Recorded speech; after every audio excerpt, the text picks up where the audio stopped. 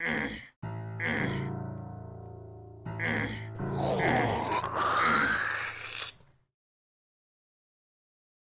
game has a dedicated health-stealing railgun button. You literally hit R for railgun. Yeah, we're in for a treat with today's title, Fractal Block World, a surrealist open-world Descent-esque shooter and potentially the most expansive open-world game ever made in terms of square footage. Of course, there is an implied asterisk or 30 on that claim, yet it's no lie to say Fractal Block World is absurdly massive with seemingly no restrictions on how deep you can go. It's a game about taking an infinite amount of left turns at Albuquerque while you're already 12 Albuquerques deep into Albuquerque. I'll elaborate on all of this soon. The gist is that you're given a massive Ouroboros rabbit hole to plunge into and a surprising amount of freedom in how you reach its end. But let's start at the very surface of that rabbit hole first. No, this game wasn't scavenged off the Xbox 360 arcade, nor the bowels of an Italian chiropractic website. I've been there before, I don't want to talk about it. Nope, Fractal Block World is available on Steam, and it's pretty cheap on sale, but even the baseline price is quite fair for what you get, assuming you'd appreciate a game like this. It was developed by one Dan Hathaway, no relation to the Hunter, and released in 2021, despite the fact that it looks like it passed through a time vortex 2 decades or so ago. It's still sporadically receiving content updates, and just prior to me purchasing it, it was updated with Anaglyph 3D. It's probably the only game released this decade thus far to have such a feature. Beyond the resolution setting being a little squishy, it runs well on modern systems with no real hitches, so it's the 1000th game on my channel to surpass Splinter Cell Conviction. Scratch my mockery of Conviction off of your bingo card, please.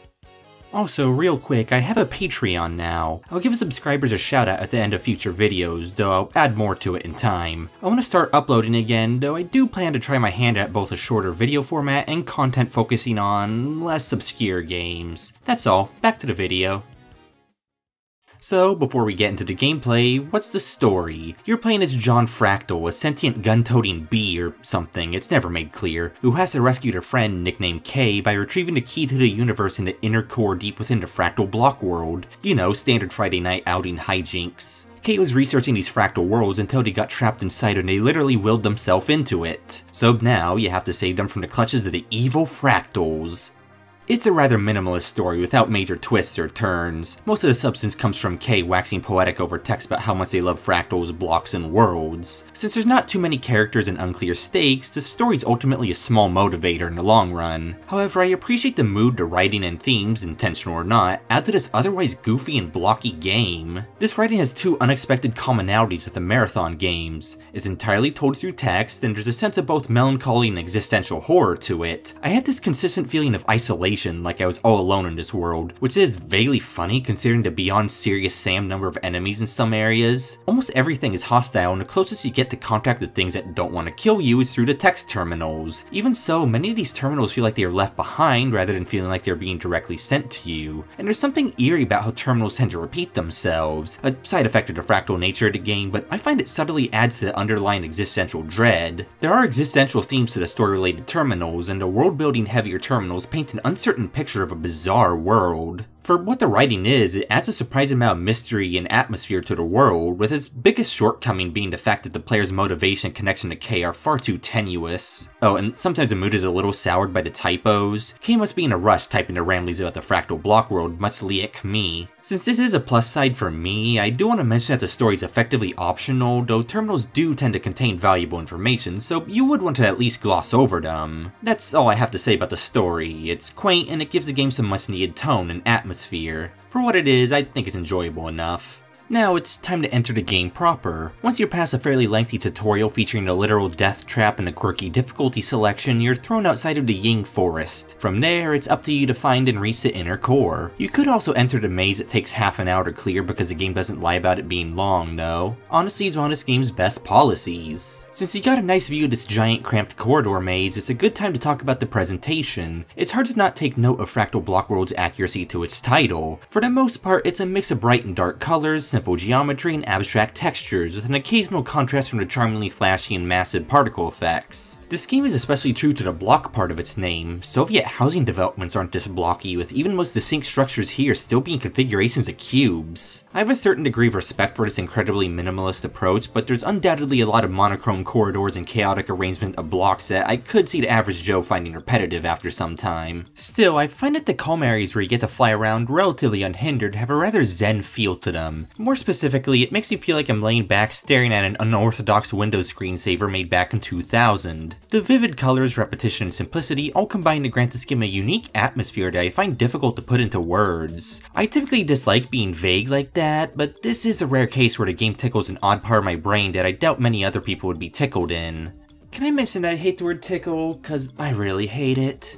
There is the occasional mix-up and oddity, though they're on the rare side of things. One of my favorites is a 1939 New York World's Fair sleep cube room. I've been to it in real life, and it's pretty accurately depicted here. Same goes for things like the floating cardboard box dungeons, the Tweedledee Air Force bases, the oak trees of death, seriously they don't mess around, the caves inside the skyscrapers, and so forth. Little oddities like these add a welcome smidge of personality and mystery to the world. After all, very little of this is explained in-universe. Who built these structures? Who runs the shops? Why are there floating cardboard boxes with mazes inside of them? Is love canon? Who am I? When will we domesticate opossums? And various other hard-hitting questions that Confucius would have asked too. That vague sense of mystery is present in the art direction and architecture as well. Many of the enemies are rather freaky in their designs, massive empty corridors dominate dungeons, hubs can take an absurd amount of time to cross, and certain areas are borderline or even outright death traps. The game does warn you that death is the only way out of the quicksand, but much like with those shampoo bottle labels telling you not to eat the shampoo, I had to figure out for myself. I'm sad to say I couldn't find a purple house, guys.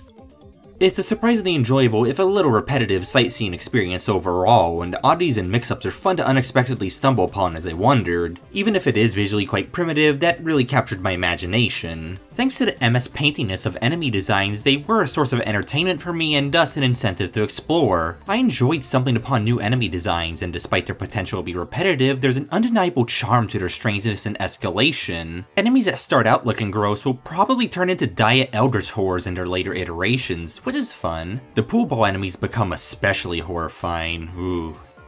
I should mention the monster manual, which can be found on the game's website. It's fairly bare bones, yet rather adorable, since you don't see this kind of thing often anymore. It did let me know I missed out on the pirate enemies though, which is very sad and I'll never recover from this realization. Rats only deal damage to you when they're very close to you. Killing rats gives you a lot of experience. Rats are immune to EMP, but not being frozen by a laser. Oh, sorry, I'm just reading the Wikipedia article on rats. All that aside, I should mention that Fractal Block World's world is largely procedurally generated. Thus, it's sparse on traditional set pieces, instead preferring to wow you with the scale of its maps and structures. I adore the sense of scale here. The sense of scale is one of the most commonly praised things in the 10 universally positive reviews on Steam for this game, and yeah, I've got nothing but praise for it too. Owing to how the fractals work, a tiny flyover country cube can quickly become a megastructure, taking numerous minutes to cross at top speed. Certain structures require you to be so tiny that the opposite side of the object is outside of the rendering distance. Plus, as you go deeper into a fractal, previous areas remain visible in the skybox for quite a long time, so there's a genuine sense of delving downwards. Of course, the scale does have the downside of some areas being comically massive, but hey, I don't think any other game offers an experience quite like this. If you just want to feel like an ant or a giant, this is a great game to play to live up to that fetid fantasy. So I overall enjoy the visuals of Fractal Block World, though there's no doubt it's an acquired taste. It both embraces what it is and integrates the extreme cubism into the gameplay itself. So I think we got a net positive here. I'd say it's good stuff, but I could definitely see someone else bouncing off of it. To move to something significantly less subjective, I'm gonna have to address the sound design. Fractal Block World's soundscape has a certain avant-garde charm. It needs to be heard to be believed. I have a handful of small clips, a few featuring bonus commentary from me and my friends, who were quite horrified by this game, by the way.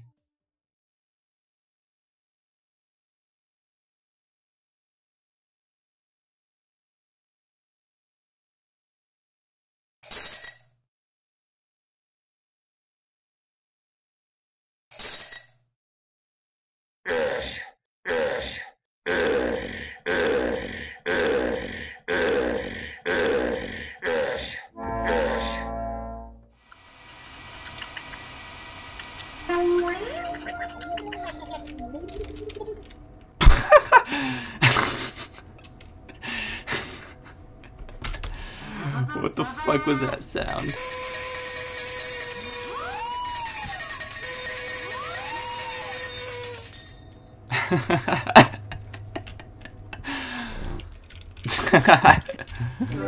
Oh, here's the homing rocket launcher, by the way. Look at this sound design. Oh, I'm closing the fucking stream. Okay, I'm sorry, that's enough. While not all of the game occupies either extreme, you're often faced with the extreme contrast between dead silence or raw undiluted chaos. This game is unbelievably noisy at times because of how much sound effects overlap, how bad the audio mixing can be, and the sheer number of baddies you'll find in these corridors. Certain sound effects are excessively abrasive, whereas others are repetitive to the point of annoyance. Sometimes both, I guess. You'll be hearing the player pain sound almost constantly in a decent handful of areas. I genuinely believe I have heard the generic player pain sound a 6-digit number of times. It's not constant, luckily. Not every area is an all-you-can-eat hit scanner buffet, but that's another problem to discuss much later. I at least don't take much issue with the majority of sound effects on their own. It's usually how they're mixed or used. I even appreciate that there's numerous levels of player pain sounds and a unique set of sounds for every enemy type. I genuinely love the enemy sounds, even if the volume mixing is all over the place. It's safe to bet a lot of the player and enemy voice work here is from the developer and his family. It's often endearing, especially when you stumble upon the Shadow the Hedgehog impersonation. I am no more. He's surprisingly edgy for a sphere. Plus, every weapon has its own set of sound effects, and while they aren't necessarily weighty or original, they have a certain early aughts charm to them. Oddly specific point of comparison, but I played Roadblocks back in 2009, and the sound effects here in general give me roughly the same vibes. There's this esoteric, cheap, slightly campy allure here, especially when it comes to your weapons. It's a bit hard to describe if you don't have an appreciation for this kind of budget-feeling surrealist chaos. Not that all of this redeems the YouTube poop levels of audio chaos in a lot of combat encounters, but I guess it lightly cauterizes the wound. This is one of those games that needs to come with an inbuilt sanity meter, because I feel like mine is being drained. Should also mention a less obvious problem with this sound design, though it's only less obvious in relation to the rest of the soundscape being I'm sorry, it's the complete lack of music and ambience. I could write a paragraph about how this adds to the sensation of isolation and desolation, but in reality, this game needed music. I'm sure you could get away with some kind of slow-paced ethereal techno or light ambient Yume Nikki-esque tracks. Of course, I just put on my own music. This is one of the rare games where you can do that without losing out on too much. I'm biased, but I felt that ambient electronic music and breakcore usually fit the mood quite well. Here's a small list of tracks that I found appropriate. Enjoy! The Fractal Block Lord himself, Dan Hathaway, also suggested a handful of tracks to listen to while playing, so I guess the official Fractal Bible says, "Thou shalt play thine own playlist." Funnily enough, before I even saw this, I did play Clockwork in the background at one point, so good tastes. You know, I would complain more about the absence of music, but I guess it gave me a great excuse to go through a handful of albums that have been suggested to me, so I forgive it. Taken all together, and speaking as a gremlin who feeds on chaos, I find the soundscape to be amusing and unique, though it's not always in a good way. Individual sound effects are often fine or amusing, and there's decent variety. However, the poor audio mixing and extreme soundscapes and repetitive pain sounds all simultaneously detract and add to the audio experience. It's objectively not good, but it has this bizarre, janky, distantly nostalgic charm that I find it difficult to be too harsh on. I think the average person might disagree with me in that regard, but let's just shrink down a level into the gameplay section. Usually I would talk about the fundamentals of gameplay before anything else, so let's get down to the brass tacks. They're brass and tacky. Anyways, it's time to talk about the fractals, blocks, and worlds, the three things a growing and shrinking boy needs. That's a segue into the fact that growing and shrinking in size are the primary way you navigate the world. You shrink by touching these green hoops, which can be found randomly floating around in the air, doing green hoop things, I suppose. Using them shrinks you down a level, with deeper levels having new places to visit, better loot, and more dangerous foes, such as the infamous spherical green spiders. We'll come back to them. Embracing your innermost identity as a dwarf/inchling/kobold is often key to progress, so you'll be doing a lot of this. However, you can get locked out of areas if you're too small. You may be blocked off by a swarm of difficult enemies, a dungeon that effectively U-turns you, or simply a mystical amusement park ride height requirement. Beyond that, shrinking all willy-nilly can loop you back to the starting hub area, the Ying Forest. Yeah, Fractal isn't in the title for no reason. Of course, you shouldn't fear accidentally going back to literal and figurative Block 1, as you can usually grow back out of it using these red hoops. They're much less common than their green counterparts, so their locations are usually clearly indicated by these red boxes, and many dungeons offer them at their entrance as an escape route. So you can sometimes untake a wrong turn. Using these allows you to experience the difference between 5'11" and 6 feet in real time. Growing in size takes you up a level, boosts your effective travel speed, and makes foes less dangerous. It won't always save your hide, though I did find myself growing to escape danger more often than shrinking. The travel speed boost can be massively significant, the worlds here are absurdly massive after all. Still, growing in size is technically equivalent to going backwards, though I suppose it depends on what turns at Albuquerque you've recently taken and where you're headed. Sometimes you will have to backtrack to get back on the intended progression track. That's where waypoints come in. These are effectively just fast travel points that you can create at designated locations. Use a waypoint, activate it, name it something obscene if you want, and then you can travel to and from it at any time, easy as a bread sandwich. Yes, you can name and manually search the waypoints you make, it's beautiful. I tend to be a bit ambivalent on fast travel in games like this, but these help tie the experience together like the circular knot it is and eliminate tons of potential tedium, so they're highly welcome. You can't always count on these waypoints, however. They are sparsely distributed, and later areas are so deprived of them that navigation can become a bit of an endurance. If you need to backtrack later on, have fun. And, in a petty game design move that really frustrates me, some waypoints only let you travel one way, and that way is usually in. I can't think of one good reason for it to be this way, especially given how hubs and dungeons tend to connect. Travel would be much more enjoyable if all waypoints are both in and out. Beyond that, waypoints aren't quite the easy out they may appear to be. Shrinking and growing, and knowing when and where you should do each of those things will always be a fundamental part of the gameplay loop. Should you shrink in the middle of nowhere, you've initiated an unplanned road trip across Fractal, Wyoming. Have fun with that.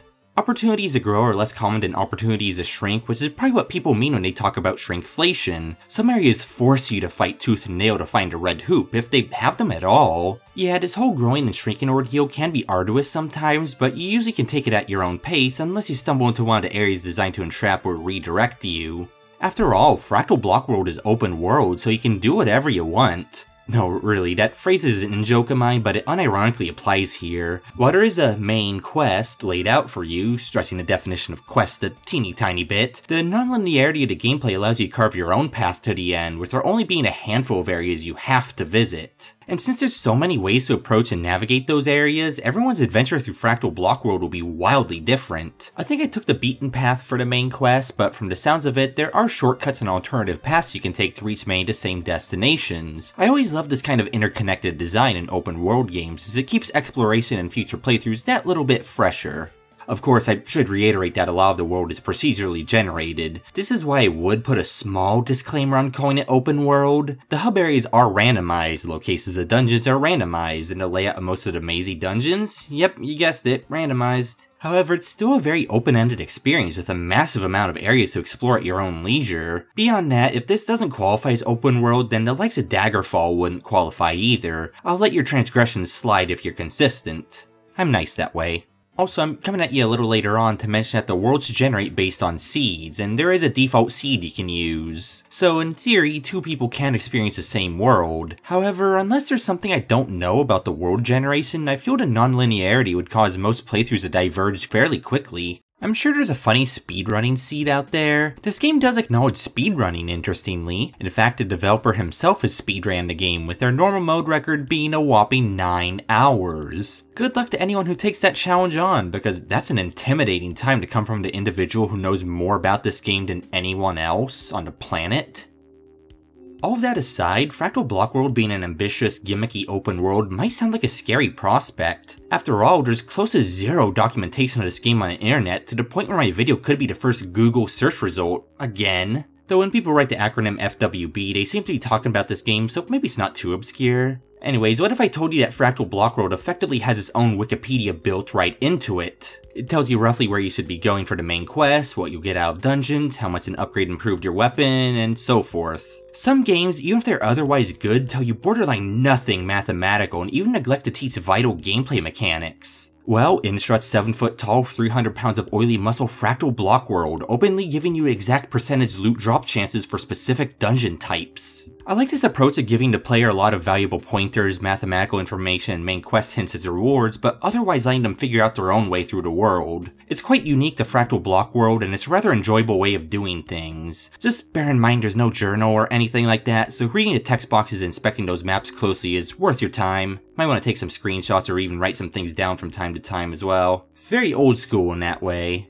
It's also through all these genuinely useful text prompts I learned I missed a surprising amount of content throughout my playtime. I was still seeing new things in areas 30 hours into my playthrough on top of stumbling upon, well, promises of secrets, since I admittedly only found a couple in my whole playtime. All of them were hidden behind holes in walls, which is funny since I'm not usually the hole entering sort. I've established that before. I can only wonder how freakishly hidden the rest of these secrets are. If you're the curious sort who wants to see every dungeon type and collect every trophy, which are pretty much this game's only traditional collectible, then there's a ton for you to do and see here. I do wish there was a dedicated trophy room to help measure your progress, but that's a little low on the priority list of things this game needs. Anaglyph 3D was significantly higher priority after all. That makes you think about playing this game in VR and actually dying for real in real life in the process. I don't know, that'd be a vaguely exciting patch, honestly.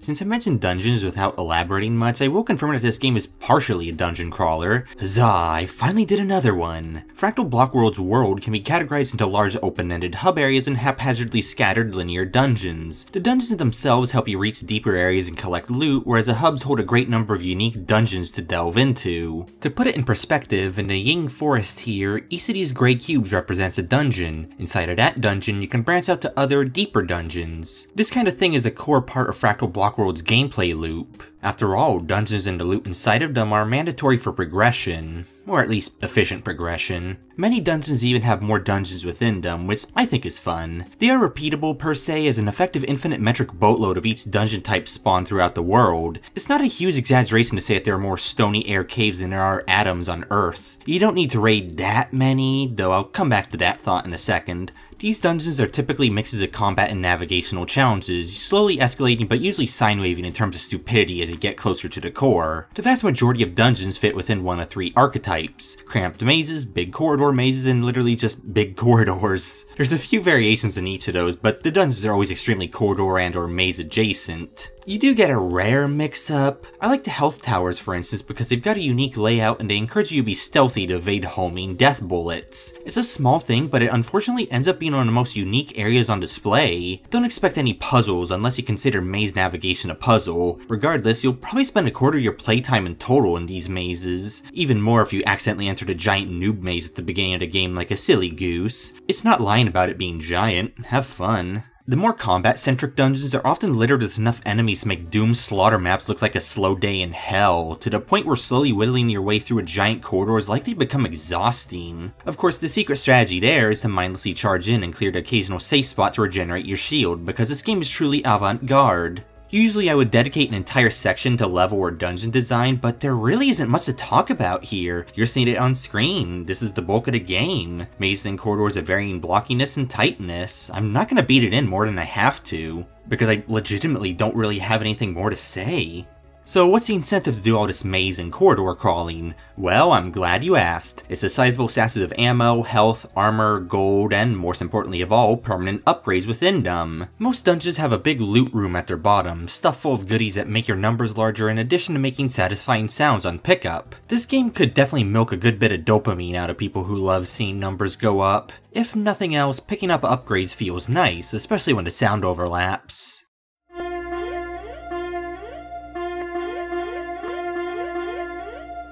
I love my janky sound design.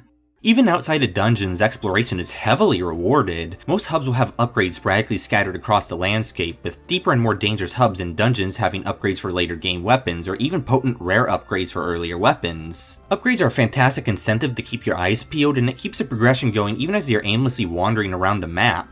Supplementing that is a fairly rudimentary leveling system that hands out surprisingly decent upgrades. XP is gathered purely through smashing the evil balls, with some areas being far better for gathering XP than others. To give you an idea how weird this is, in my playthrough, the time between levels 20 and 100 was significantly shorter than the time between levels 1 and 20. It's a spread more bizarre than ranch dressing infused Marmite, and it's all thanks to me discovering a nice corner of hell to unleash my inner Doom guy on. From slaying these rather cute demons, I became strong enough for giant spiders to become big inconveniences instead of massive inconveniences. This is almost certainly what you're meant to do, like what the developer intended, and it sure sounds good while you do it. ASMR to the ears.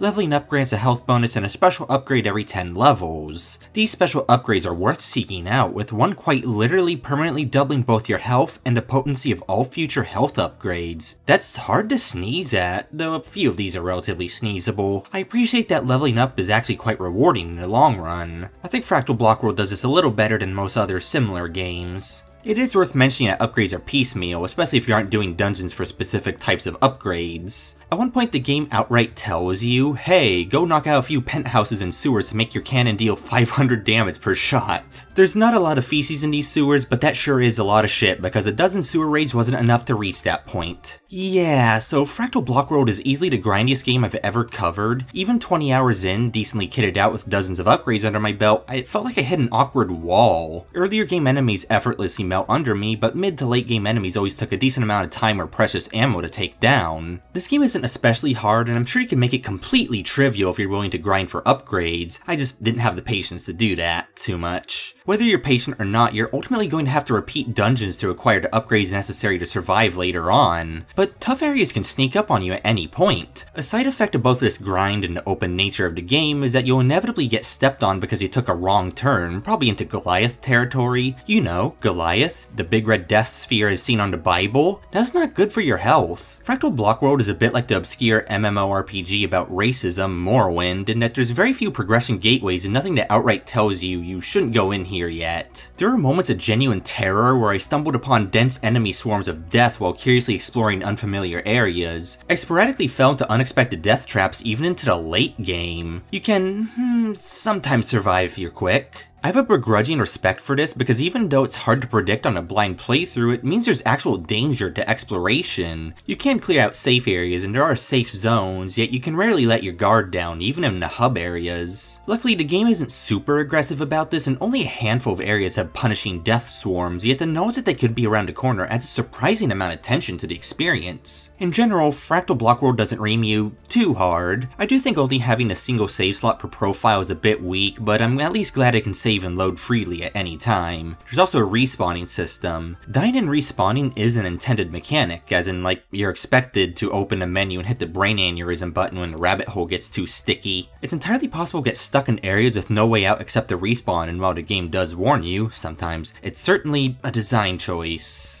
Death is mostly punished by the removal of all your ammo, a small gold fine, and a reset at your most recent respawn station. I do think it's a little on the punishing side, but if you know where to look, you can recover most of your ammo in 20 or so minutes. The gold find is barely worth mentioning. Since I guess talking about death is a good lead-in, let's move on to the combat and other aspects of the gameplay. On the off chance you haven't noticed by now, Fractal Block World is a pseudo 6 DOF shooter, which means you have nigh complete freedom of movement in this 3D space full of things to shoot. Indeed, you're flying and not walking around like a pitiful Neanderthal. I find that these sorts of games can be hard to play on top of being dizzying, but Fractal Block World defaults to a cozy, simplified control scheme that largely forgoes roll. It's pleasant and I never felt even the slightest bit ill, though it's definitely more like a slightly slippery first-person shooter where you happen to be able to fly it in a typical 6 DOF game. Controls are infamously hard to describe, so I hope that paints an adequate picture. You do have two basic modes of movement, precise but slower than Glacial Drift, and slightly speedy but more imprecise than Peen in an F5 Tornado. You'll spend most of your time in the slightly speedy, greased up rocket mode. Lucky Break, to help alleviate the imprecision, you're handed a handbrake that just about breaks the movement. You can stop on a cubic dime with this handbrake. Even if I forgot to use it, it's genuinely pretty zany and I appreciate it for that. There's other mechanics I admittedly forgot to use most of the time, like the markers you can place down or the telekinesis item grabbing. You can snipe pickup items already, seriously the range is pretty ridiculous, so telekinesis is supposed to ease mass item pickups, though it's too short range and costly to be worthwhile. Personally, I think that it should either be free but with a brief cooldown, or that it should have its cost reduced for each item you pick up at once. Just spitballing ideas.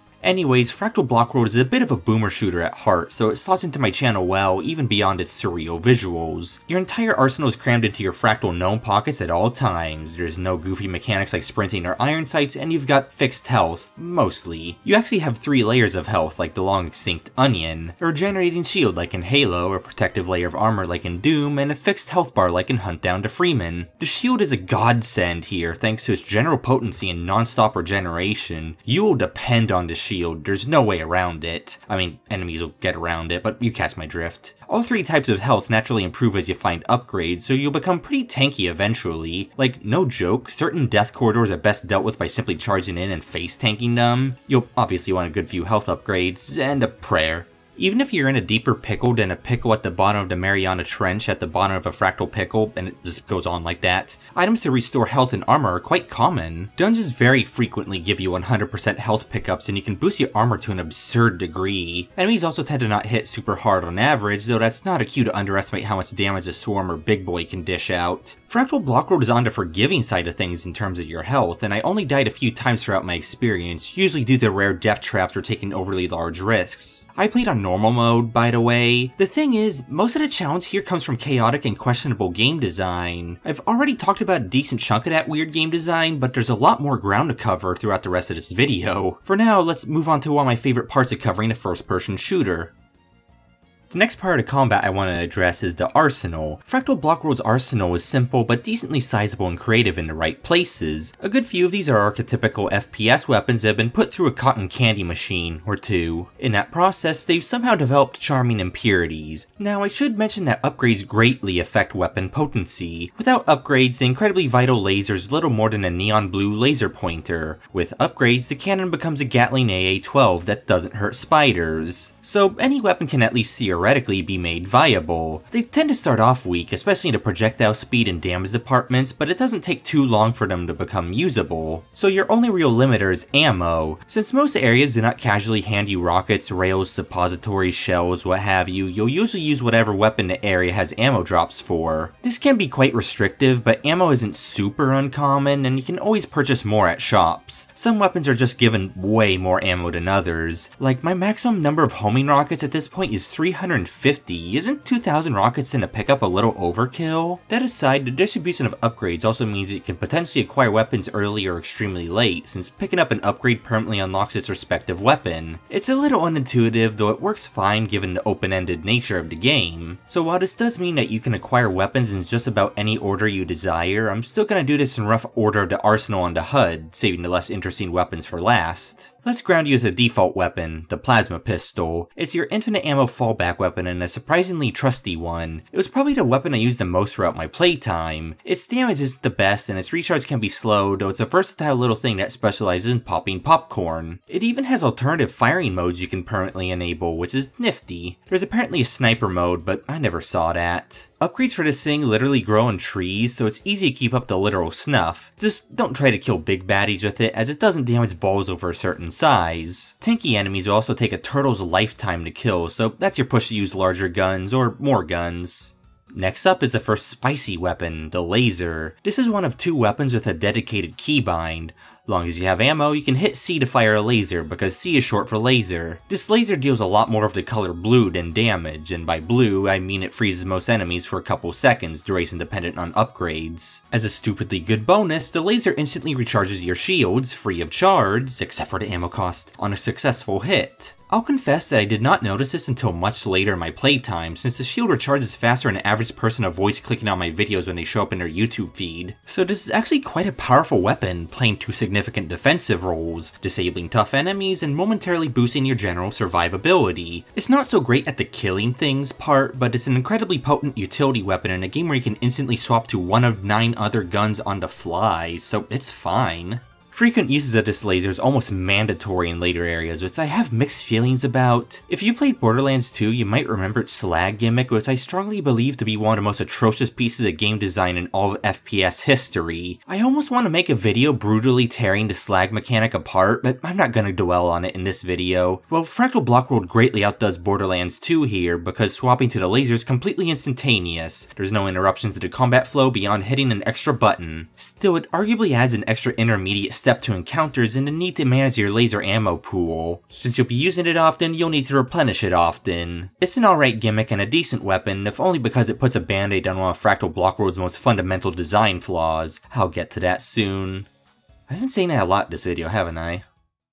Third, we have the minigun, which is more like a laser sniper rifle than a proper minigun. It's hit scan with a slow rate of fire and high per shot damage. It starts off fully automatic and only gets fully automaticer with more upgrades. It's not what I would expect from a minigun, but I'm okay with this too. It's a fantastic long range damage dealer with its only real flaw being its small ammo reserve. This is a great time to mention that every weapon has an alt fire. Most of them aren't super noteworthy, so I'll just hit the ones I found creative or out there. In the case of the minigun, minigun, well, to quote Sun Tzu, hit right mouse button for the minigun poison bolt. It's the most ammo-efficient attack in the game, though since poison is slow and combat is more hit-tradey than any house party involving a bong, it's not super practical. That's admittedly a boring way to think of it, but I can be that way sometimes. At a bare minimum, I do respect the novelty factor of the poison bolt. I just never really used it.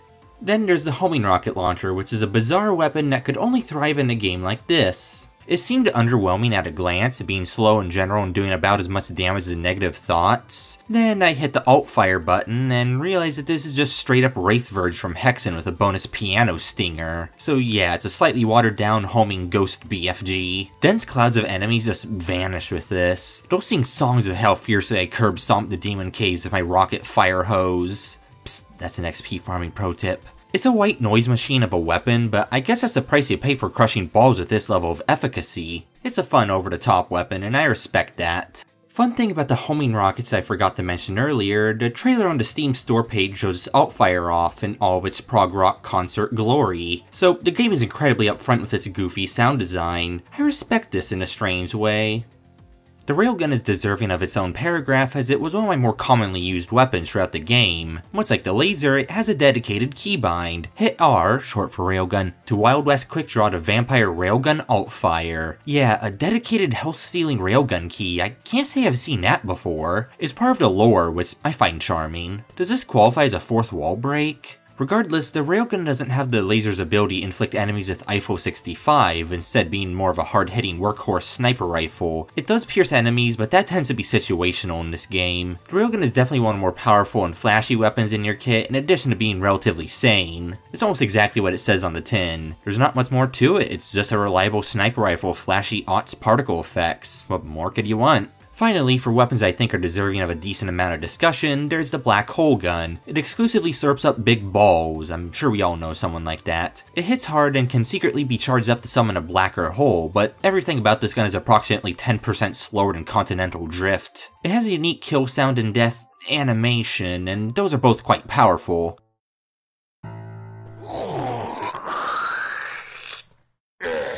I've seen better black hole guns, but this one still scratches a certain itch, so I give it a passing grade. Though I have to mention its alt fire. Real quickly, let's play a game, viewer. What do you think the black hole gun's alt fire does? I'll give you 5 seconds, but feel free to pause and guess.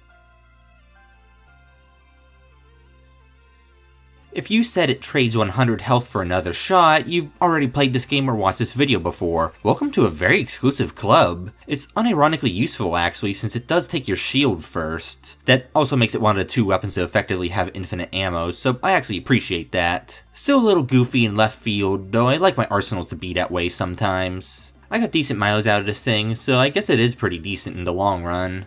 I'll go over the remnants of the arsenal markedly more quickly. The cannon is about as much of a cannon as I am an orca, I wish, as it's actually a relatively archetypical shotgun type weapon. It's only okay. It would be a bad shotgun in the context of most other shooters, but given the context is Fractal Block World, it serves its purpose in the early mid-game. It has the same quirk as a plasma gun where it doesn't squish big balls, so that's a bother. Its projectiles are rather slow and it occupies an awkward short-range niche that doesn't really need filling. At least for me, it ultimately ended up falling off in the late game since its ammo and upgrades are rare outside of early areas. I guess I should have grinded a lot more of the world's orangest sewers, huh? Well, beyond that, you got a rocket launcher. It's a nice portable room cleaner, but you won't get to use it too often. Its alt fire is just a big non-explosive pellet that would lose in a race to a dead snail. Yeah, slow projectile speed is like a theme here, I guess.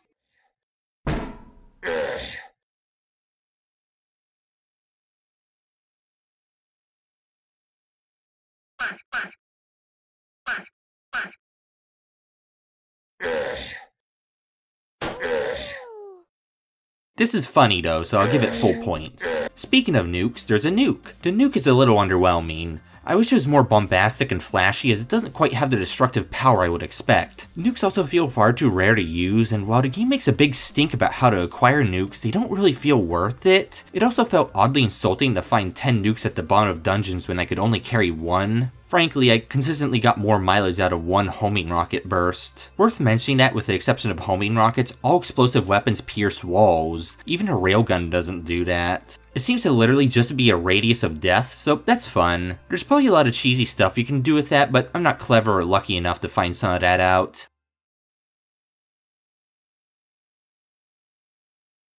I can take it. Lastly, there's the EMP, which is just a temporary AoE stun bomb. I guess that means all of the enemies in this game are electrical? The way this game is designed, whether it's intentional or not, forces you to send difficult enemies to the naughty corner instead of fighting them. The problem is simply that the EMP happens to be both more situational and less easily accessible than its alternative, the laser. The moments it does shine, it shines brighter than an actual EMP blast, yet it was still my least used weapon by an order of magnitude. It just sits in an odd place in the roster overall.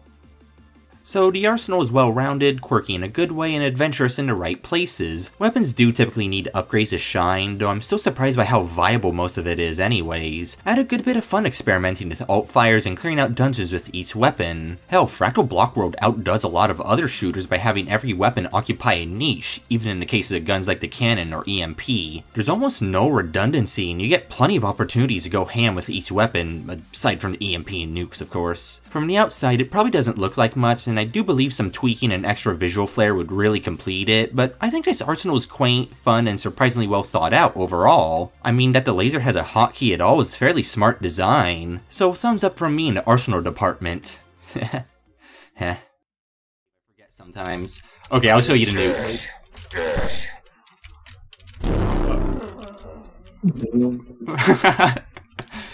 What the fuck was that? Did it just brap? Yes. Hold on, I have to reload because the nukes are super rare.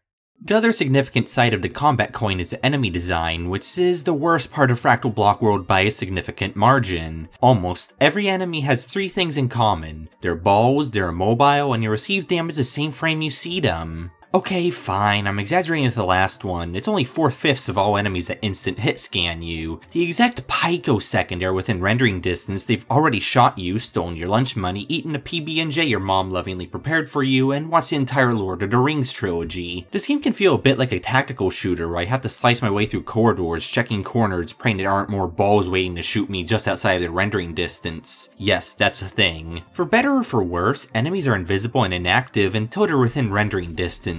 This is a blessing and a curse. You can obviously exploit this in areas where enemies are consistently positioned so you can line up shots in advance. On the other hand, weapons like the nuke inflict knockback on you when you fire them, so you can miss because you got knocked out of the enemy's range. Playing the combat around the enemy render distance feels as awkward as it sounds, though honestly this game would be an actual nightmare if it wasn't this way. It's just so weird. In any other game, this would be some jankery you'd exploit to get past a hard encounter, something like that. Here's almost a fundamental part of the gameplay loop. Most of your gameplay, especially in combat, will take it into account in subtle ways. Plus, corner fighting is a legit strategy here. In fact, it's borderline mandatory if you don't want to plow through health and armor like a snowplow hurtling downhill at Mach 5. Enemy hitboxes are visible slightly before they're able to hit you, so just huddle behind a corner, position yourself so you can see their edge, and start peppering them. The handbrake is quite useful for this. I did this a lot and have generally avoided showing it in my footage because it's not exactly interesting. If it puts it into perspective, then I would say that in some areas there's more corner fighting than if World War I was compressed onto a surface of a hectagon.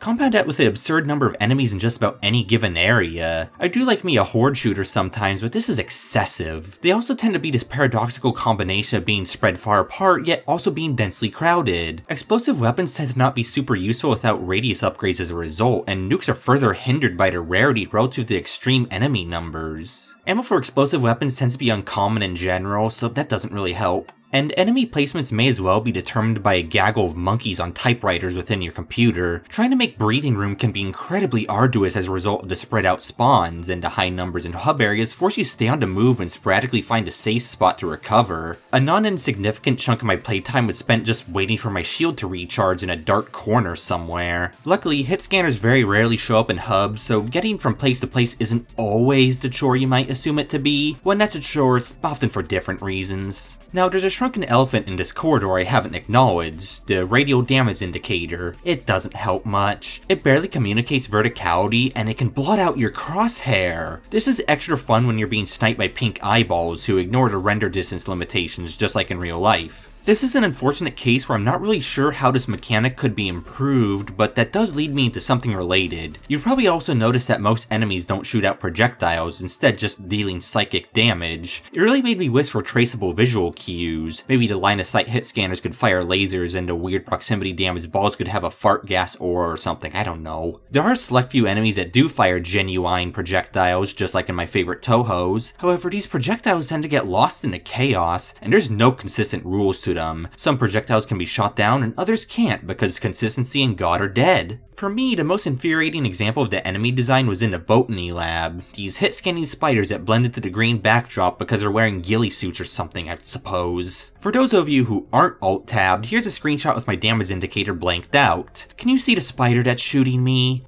I'll give you a few seconds. Did you point here? Because a barely perceptible bastard is sniping me from this dinky crevice. This is the absolute worst of it, but this kind of thing is undoubtedly a fundamental part of Fractal Block World experience, and it can be maddening. It's inevitable that you'll gulp down enough lead to collapse the Roman Empire. Lucky break you've got those 2 regenerating health pools, huh? The game is rather forgiving, but I feel that only softens the blow literally and metaphorically. Encounters have to be slowly whittled down, charged through, or trial and errored, or else you just lose precious armor and have to sit around waiting for your health to regenerate. It's compounding tedium like that caused me to fall off of this game. We're now moving into a unique section I probably won't do for another video, which I'll start with an important confession. This is the first game that I have not beaten to get its own video on my channel, and before someone says it, the games in my surreal game compilations don't count, and I feel like I was being gaslit about that one game having a secret ending. That aside, I want to quickly reiterate that there is a lot I enjoyed about Fractal Block World. The bizarre visuals and soundscape, the large selection of moderately varied weapons, the unique fractal world design, the high degree of freedom you have, it's all extremely endearing. This is a hard sensation to put into words, but Fractal Block World feels like you're deep inside someone else's world. There's no outside oversight or meddling in the development of this. There was a vision, and while I don't know how accurate this game is to that original vision, it's clear that it's someone's precious brainchild, and I get to freely explore it. It's a unique sensation that I actively seek out, and it might be the primary reason I went through with this video in spite of a lot of trouble making it. Unfortunately, that untainted vision tends to come hand in hand with oversights and rough edges. Fractal Block World has such a strong one-man project vibe that I wouldn't be shocked if it wasn't properly playtested by anyone other than the developer. Let's take a moment to remember that Dan Hathaway is ostensibly developing this game largely on his own. So as I talk about the 3 big issues I have with this game, I want to also address how they could be fixed or altered. It's easy to complain, harder to offer solutions, or at least band-aids. These band-aids might be a little scuffed and used up, but hey, it's a thought that counts. Alright, so there are 3 big, interlinked, glaring flaws that made me stop playing before reaching the end. The draining nature of the combat, the slow upgrade grind, and the inconvenient navigation. Since I'm still fairly fresh off talking about the combat, I'll address that fairly quickly. Enemies damage the player without warning and can often soak an enormous amount of punishment, with it often being unclear how you're expected to deal with these tough enemies. I think the intent is that you use the laser or EMP to stun a lot of the sturdier balls. Even so, it's a pick your poison type affair. I don't find sending enemy balls to the naughty corner to be particularly fun, but I guess it beats uneventfully torturing them for a minute or 2 straight. Clearing out some dungeons can feel like busy work, especially owing to the extremely simplistic and predictable dungeon designs, ignoring how difficult some of the mazes are, and how crammed with enemy swarms they can be. So, to help improve the combat, I think enemies should have visual tells for their attacks in the form of damage radiuses, faint laser beams, so forth. Maybe the damage compass could also be tweaked to better display relative verticality. Enemies should also have a brief window before they start attacking, so as to reward a quick trigger finger. I also feel universal ammo pickups might do the combat some favors. It's fine if they don't restore nukes and EMPs, I just want them to be sporadically spread throughout most areas of the world to encourage mixing up my arsenal more. I think it'd be a lot more fun if you had more consistent access to ammo-hungry weapons like the minigun anyways. Finally, all projectiles should be destructible, and stun-immune enemies should instead just be strongly stun-resistant. Thinking back on it later on, I do think it's funny how stun-dependent I ended up being. In this game, of all games, it's hard to argue with a hotkey that makes enemies unable to fight back for 10 seconds, though I think it also reflects a lack of desire to engage in combat with tougher foes. I would often just keep them stunned and either wail on them or fly away. Not like their attacks are dodgeable without a corner to hide behind otherwise, so why wouldn't I stun them? It's one more thing that drives home the fact that Fractal Block World's combat needs a lot of tweaking to remain enjoyable deeper into a playthrough. It's why I might also suggest suggest you play this game on its easiest difficulty, especially if you think you would derive most of your enjoyment from exploring. You can always go back to the tutorial area and tweak the difficulty, though I'm a stubborn bastard and stuck to normal mode. I think normal mode is a fair gauge of how developers expect their game to be experienced, so I'm usually insistent on playing normal or harder difficulties. I don't suggest playing on the easiest difficulty lightly, and while I don't necessarily think this game is challenging per se, its combat ends up becoming a tedious drag. Tanky enemies are a little fun to fight, and clearing large swarms of enemies can feel like busy work, with upgrades not helping with either of these things as significantly as they feel they should. Speaking of which,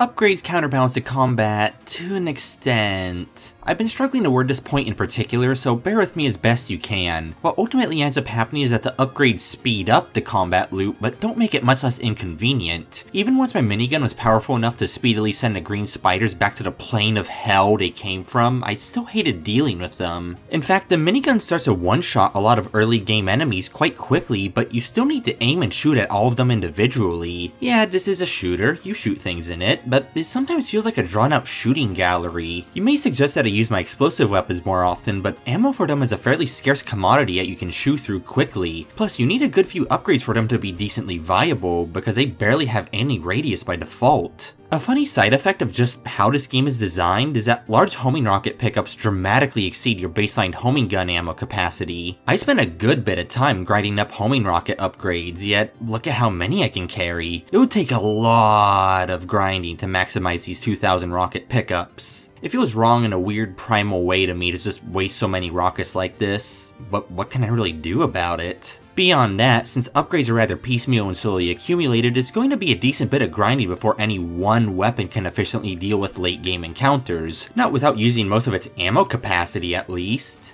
I want to quickly, relative to the previous iteration of this script, mention that Fractal Block World is arguably an RPG, at least a relatively soft-core one. A lot of RPGs suffer from a big pet peeve of mine, where even though you're supposedly gaining new skills, upgrading your equipment, and becoming more experienced, enemies still scale almost one-to-one with you. In my mind, there's really no journey there. You don't truly develop your character and instead only gain access to new mild conveniences and flavors of damage. Well, Fractal Block World is not quite like that, and is instead its own awkward beast. The world itself doesn't scale to the player at all. On its own, I do really like that idea, but the intensity and unpredictability of enemy power always made me feel like I was missing something. I'd followed the main path closely in addition to hitting up multiple of just about every dungeon type I stumbled upon on my way, yet I reached a point where I kept stumbling into walls because I was having enormous amounts of health or resources sapped from me just trying to explore, and it made me feel like I was doing something horribly wrong. Now I don't think I'm actually missing something, it's just that I'm expected to grind like an unmarried Protestant couple. Yet the yields for this grind are slow, and I'm just not one to do the same dungeon numerous dozens of times over. Even a thought of that induces a strong sense of ennui. It's a bit obvious Fractal Block World is going to be on the grindy side from the get-go, but I felt it got more extreme the more I played. Returns started feeling more diminishing and the patterns were becoming more obvious. I was still enjoying finding new places or seeing new sights, but both inside and interspersed between those places was more combat. And I also started associating new places with more grinding, so, you know. I didn't always know if I would be adequately rewarded for my dungeon dive, so I ended up going into later dungeons with the intent of reaching a loot at the end as quickly as possible. After all, I was obviously expected to repeat dungeons of the same type for the rewards, so why not exploit both game design quirks and my extreme tankiness to speedrun dungeons? Leveling is profoundly glacial outside of XP farm, so it's not like I'm obligated to clear rooms out. This is all just a lot of little bits of quirky design compounding together in a way that became increasingly more unsatisfying as it got deeper into the game. I want to real quickly interject something goofy in here to lighten the mood a little, since I have been fairly harsh. This game apparently has telefragging in it. You really can't properly weaponize it, like it's not that useful, but it's still amusing it's here. It's another esoteric hint of boomer shooter DNA that managed to weasel its way in. Now, following up from that, I will concede that Fractal Block World is a bit better than average in terms of RPG scaling, since you do acquire meaningful abilities and upgrades, and backtracking is more justified than average, fractal nature of the Block World and all. There's a sense of becoming stronger and more capable, even if it's extremely gradual with diminishing returns, and you can win just about any fight if you're both patient and willing to seek out tons of damage upgrades in advance. Maybe we're learning I'm not especially patient, but I don't think the average Joe wants to frequently spend 2 minutes shooting at singular immobile orbs either. either. I do worry that I exaggerate the amount of damage sponges in this game, but it's another pet peeve of mine, so the feeling that I was frequently stumbling into them was a massive turnoff. It's one of the first things that sprung to mind when I asked myself why I didn't feel like finishing this game. In my eyes, the grind and damage sponginess are potentially an easy fix. Double the potency of all damage upgrades. I can't say how well that would work without some testing, mind, but it would be an easy way to make damage upgrades more desirable, later game enemies less spongy, and dungeon diving more rewarding. As a bonus, you could also help with some of the dungeon combat by making explosive weapon ammo and upgrades more common in order to encourage players to use them more. And for my third major point, navigation also has its own questionable aspects. For me, one of the more obvious problems is one of unpredictability. If it's impossible to grow or shrink in an area, it's not always telegraphed in advance. Shrinking can unpredictably act as a one-way door, as some, but not all, dungeons and regions prevent you from leaving from where you came once you enter. On one occasion, in this blue dungeon filled with goons that I forgot the name of, I grew in size only to find out that I had effectively soft-locked myself. My only way out was to respawn or reload a save. I have a feeling this was an oversight, but it's the kind of thing that has me constantly looking over my shoulder, paranoid I may be punished for experimenting and exploring. This game is actually pretty good about rewarding exploration, so the times it punishes you for it really stand out. For another example of feeling punished for exploring, I can cite these weird rooms with 8 balls in them in the red caves, which are guaranteed to kill any unsuspecting player. I actually like it when games have traps like this, but you gotta give the player a moment to register an unstoppable instant death spheres charging them down.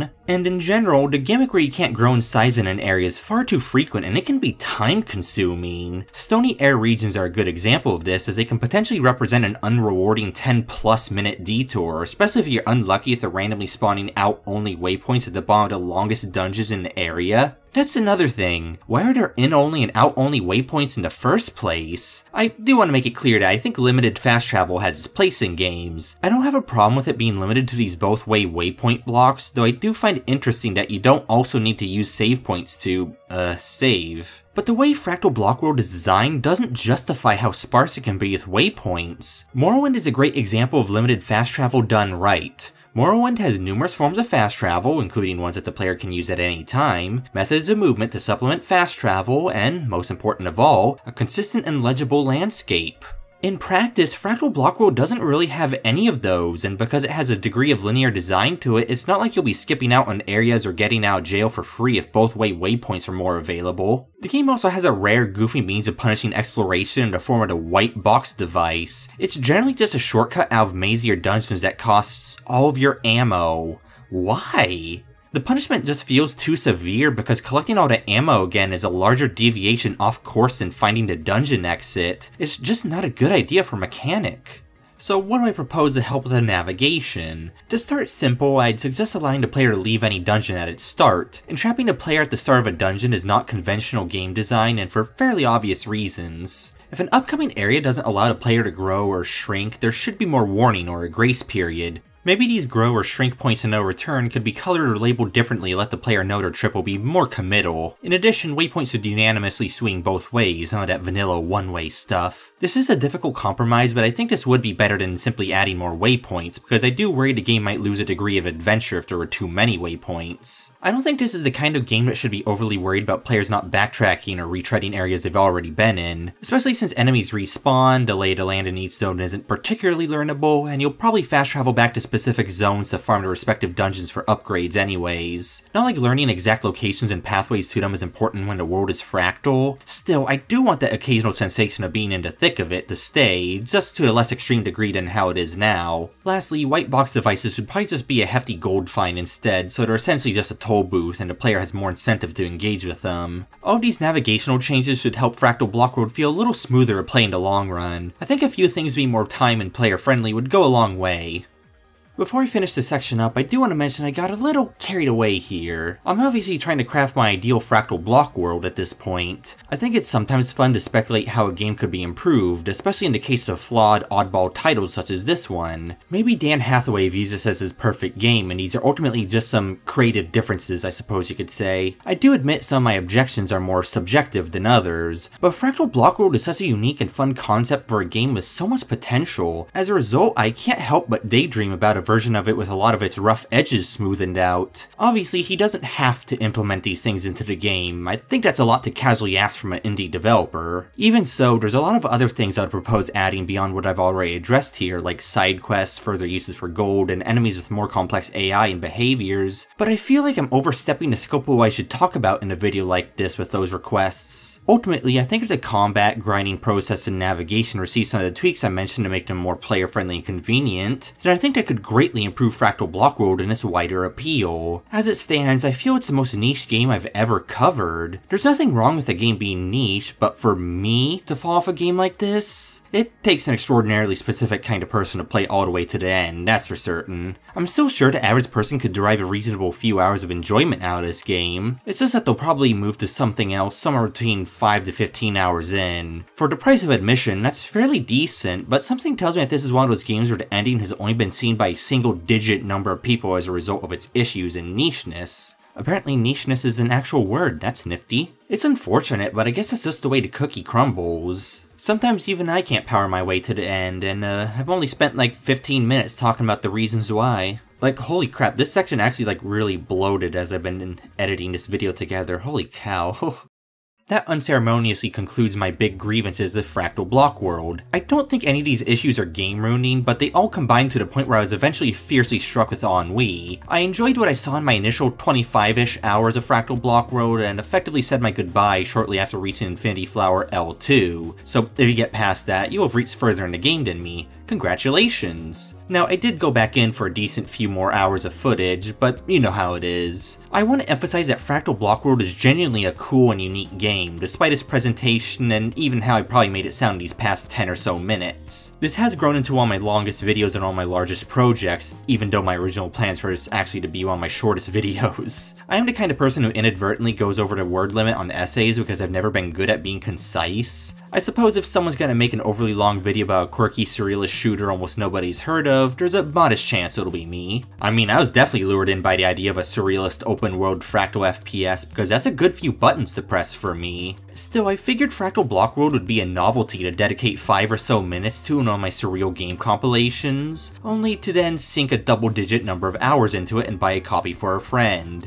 If you're watching, you know who you are and I order you to play more.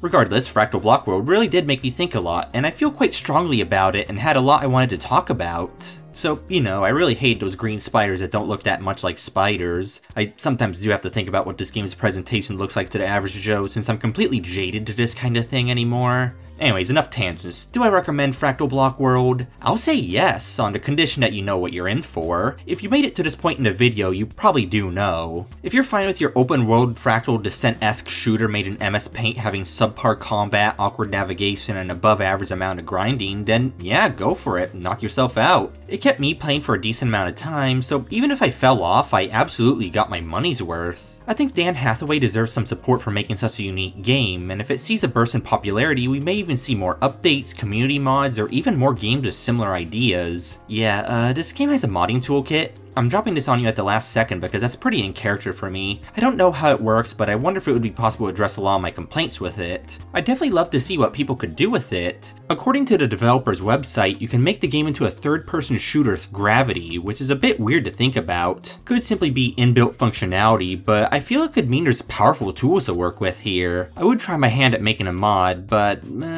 I think I need a hiatus from this game for a while for sure. Maybe I'll come back to it another time. I'd probably make a follow-up video if I did. So here's hoping Fractal Block World has a bright future with more eyes on it. I think there's a lot of potential here that I could imagine a dedicated group of modders tapping into magnificently. Until then, we've got humble little Fractal Block World and its funny nukes and green spiders. Not to say those things aren't charming in their own right, but I can dream.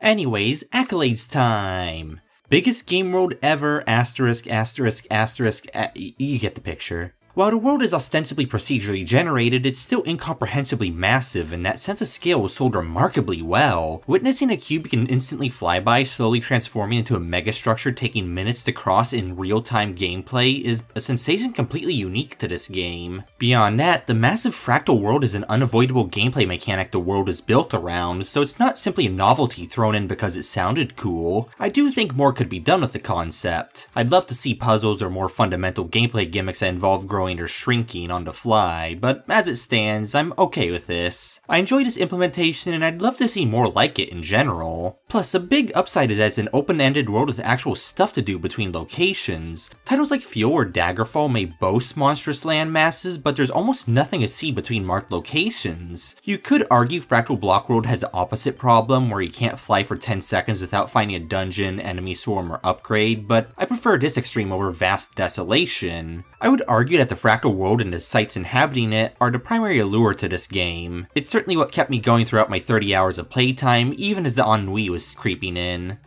Next up, secretly a boomer shooter. Between your mobility, tankiness, and massive arsenal, this game feels a lot like a funky middle ground between the likes of Descent and Doom. The combat here is not quite up to snuff with those, yet I did enjoy the weapons and the creativity put into them. I mean, a poison dart minigun? A black hole gun that eats your health in return for ammo? A dedicated railgun button? I still think the combat is among the weakest links here, but the developer obviously had fun developing the arsenal itself, and you've got the necessary wiggle room to do goofy and aggressive things in most combat encounters. So, you know what, this game's an honorary boomer shooter. We're hitting that trifecta today, baby!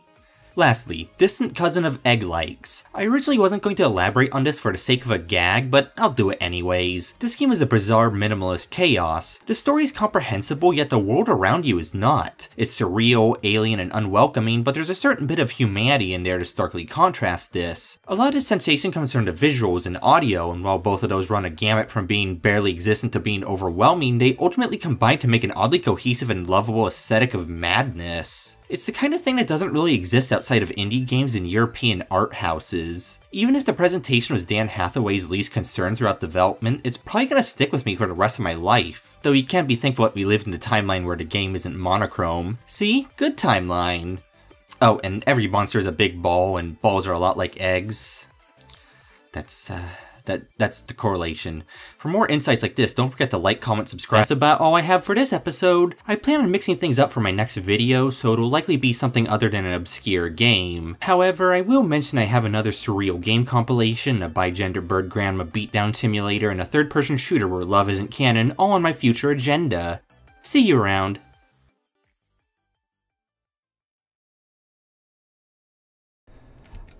I don't know how to really describe this game, and I'm making a fucking 30-minute video on it.